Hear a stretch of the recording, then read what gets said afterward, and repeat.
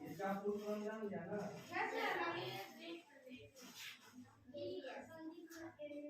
देखो तो उसमें सब सारे दिया हुआ है। x का मान कैसे निकालते हैं, y का मान कैसे निकालते हैं, तो चैनल में जाके भी देख लेगा। यहाँ पे कोचिंग में सवाल नहीं चलेगा, वहाँ पे भी चलेगा। कर दी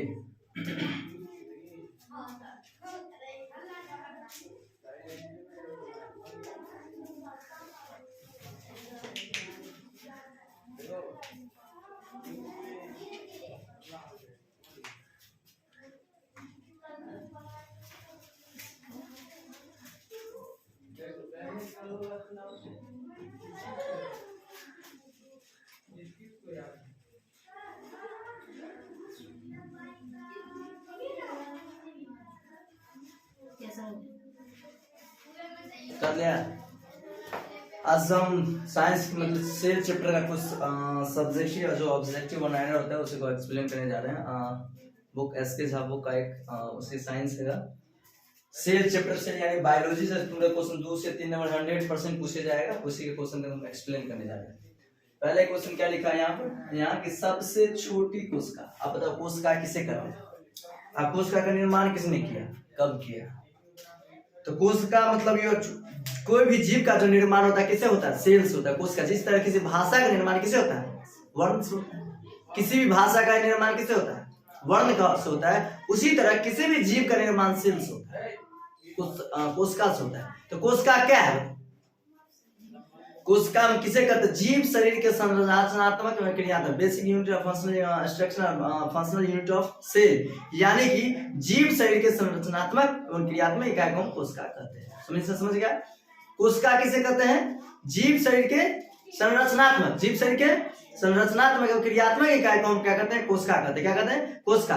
कोशिका के समूह उत्तक कहते हैं, उत्तक के समूह अंग कहते हैं, अंग के समूह अंगतंग कहते हैं। अंगतंग का समूह अंग हो गया तो अंग को बॉडी बनता है, शरीर बनता है। उसी का निर्माण से पहले टिश्यू की जरूरत होता है, सेल का जरूरत होता है। सेल के बाद होता है टिश्यू यानी उत्तक, उत्तक के बाद अंग, अंग के बाद अंग का निर्माण, एक शरीर विशाल शरीर का निर्माण कर देता है। तो वो कोशिका समझ गए होगी। कोशिका किसे कहते हैं? जीव शरीर के संरचनात्मक, जीव शरीर के संरचनात्मक एवं क्रियात्मक इकाई हम क्या कहते हैं? कोशिका कहते हैं। क्या कहते हैं? कोशिका।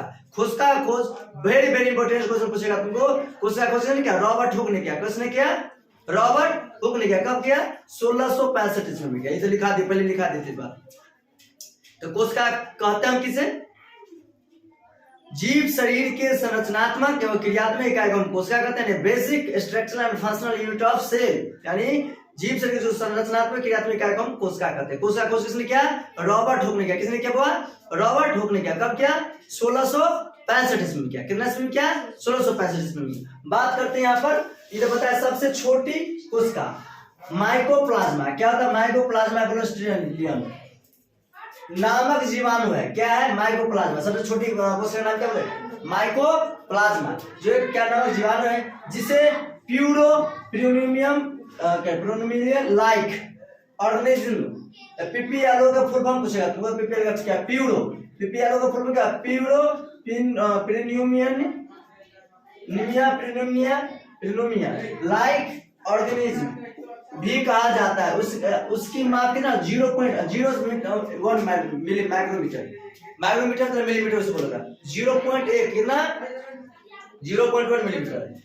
ये कह रहा है कि सबसे बड़ी कोशिका, सबसे बड़ी कोशिका क्या है? शुतुरमुर्ग का अंडा, ऑस्टिच।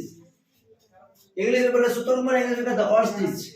सबसे बड़ा कोशिका का कौन है? शुतुरमुर्ग का अंडा। सबसे बड़ी कोशिका क्या है? शुतुरमुर्ग। सबसे छोटी कौन है? माइक्रोप्लाज्मा। और सबसे बड़ी कौन है? शुतुरमुर्ग। कौन सा? शुतुरमुर्ग का अंडा है, जिसकी लंबाई कितना है? 170 मिलीमीटर से 123 मिलीमीटर तक। 170 से कहां तक होता है? 123, यानी 170 तक बड़ा होगा। कम से कम 123 मिलीमीटर का अंडा होगा। सबसे बड़ा कोशिका होगा तो 170 मिलीमीटर। ये देखो सबसे छोटा 0.1 यानी 0.1 मिलीमीटर तक होता है। लेकिन सबसे बड़ा कितना होता है? 170 मिलीमीटर से 123 मिलीमीटर, 170 मिलीमीटर से 123 मिलीमीटर तक। क्वेश्चन यहाँ कहता है कि मनुष्य में सबसे लंबी कोशिका, आप बताओ सबसे लंबी कोशिका कौन है? तंत्रिका कोशिका कौन है? ये बहुत बार पूछता है। और तंत्रिका का डायग्राम कैसे होता है? ऐसे करके होता है डायग्राम, ऐसे कर लो, ऐसे कर लो, ऐसे कर लो, ऐसे करके ऐसे खींच दो यहाँ से। अभी केस लगा दो यहाँ से।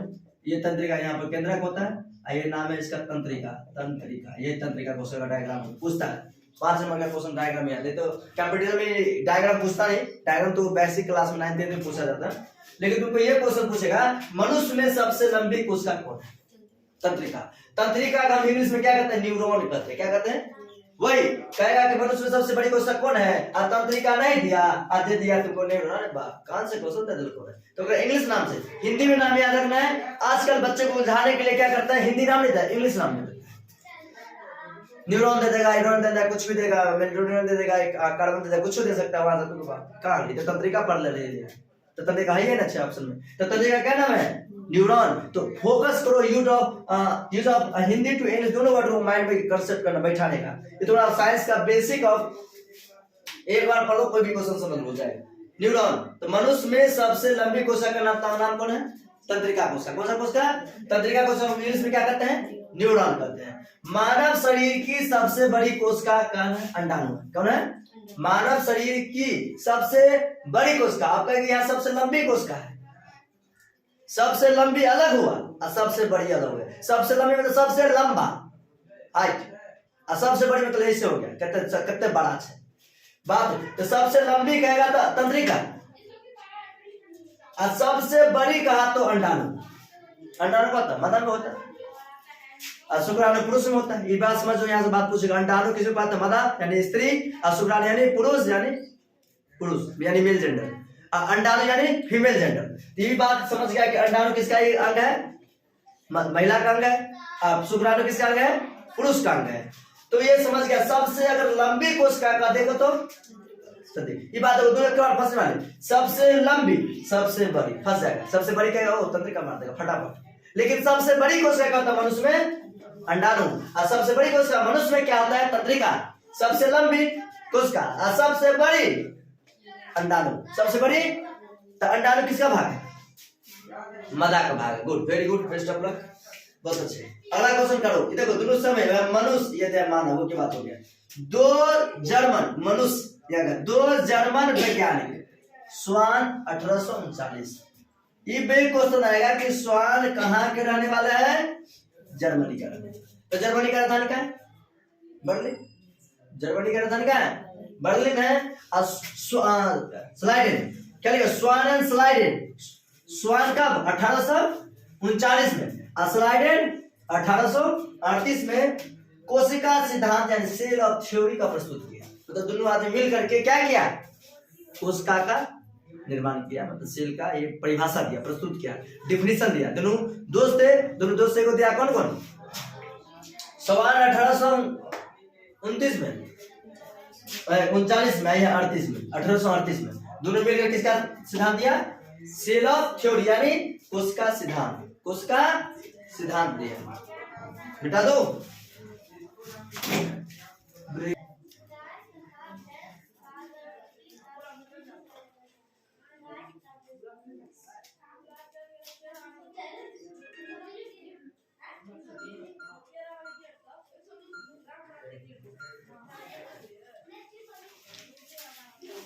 उतर लिया? उतर ली? जल्दी उतर ली, तो एक्सप्लेन करना अच्छा लगेगा। कर ली? क्या लिखा? उसी का जो सेल ऑफ थ्योरी, उसी का एग्जाम्पल, इसका जो इतना थ्योरी दिया था। सभी जीव कोशिका के बने हुए हैं। जितना भी धरती पर जीव है किससे बना हुआ? कोशिका से बना हुआ। किसने कहा? स्लाइडेन और रोशन क्या स्लाइडेन होता है, स्वान था, स्वान और स्लाइडेन। वो जब सेल ऑफ थ्योरी का जब प्रस्तुत किया, उसमें कहा कि प्रत्येक जीव किससे बना होता है? कोशिका से बना, कोशिकाओं से बना होता है। कोशिका से कोशिकाओं, कोशिका मतलब एक कोशिका, कोशिकाओं मतलब एक से अधिक कोशिका। फिर क्या? प्रत्येक जीव की उत्पत्ति एक कोशिका से होती है। प्रत्येक कोशिका स्वतंत्र है। प्रत्येक कोशिका क्या है? स्वतंत्र मतलब आजाद है, स्वतंत्र है, किंतु सभी मिलकर किसी कार्य को संपन्न करते हैं। मतलब सभी कोशिका स्वतंत्र है, सभी मिलकर क्या करते हैं, वो काम को संपन्न, जैसे मान लो सिंपल गाँव में घर में सब आदमी स्वतंत्र है, लेकिन जब कोई काम पूजा होगा तो सब आदमी आके वो काम को संपन्न करेगा, संपन्न करना मतलब पूरा करेगा, करेगा कि नहीं करेगा, तो संपन्न करेगा। हेलो, तो क्या हुआ, क्या देखते हो सर, ये दूसरा समझ, पहला समझ गया कि सभी जीव कोशिकाओं से बने होते हैं, ये बात समझ गया कि जितना भी धरती पर जीव मतलब किसे कहते हैं, एक होता है सजीव, एक होता है निर्जीव।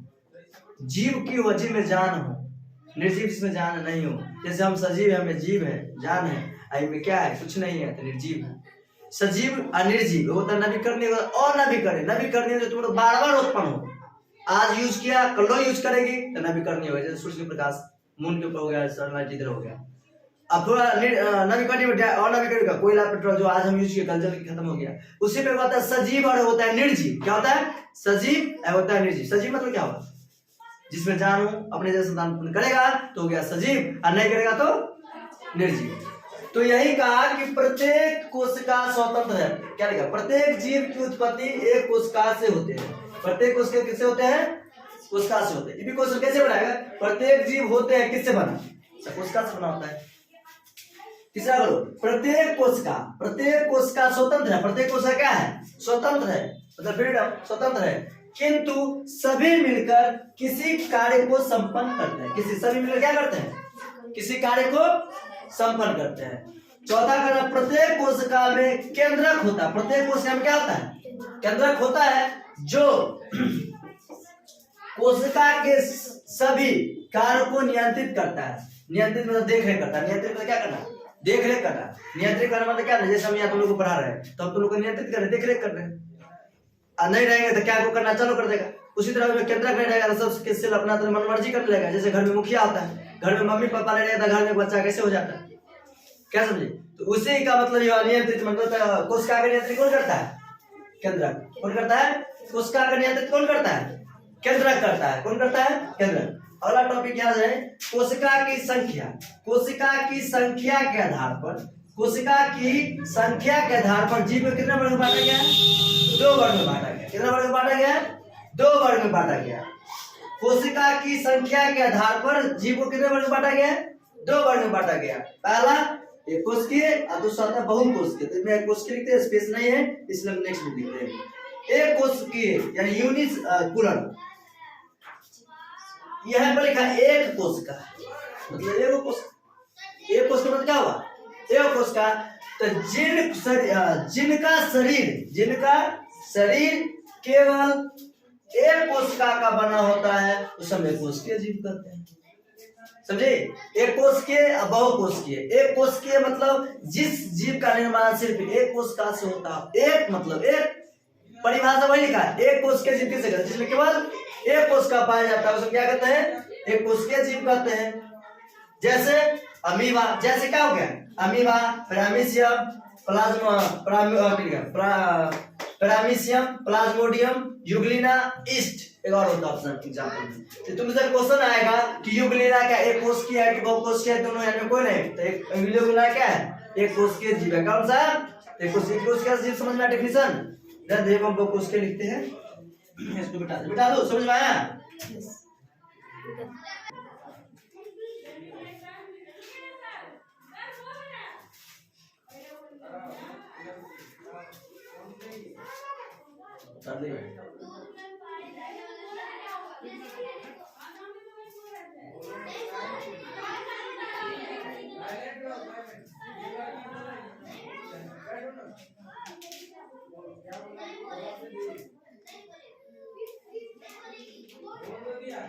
कर लिया।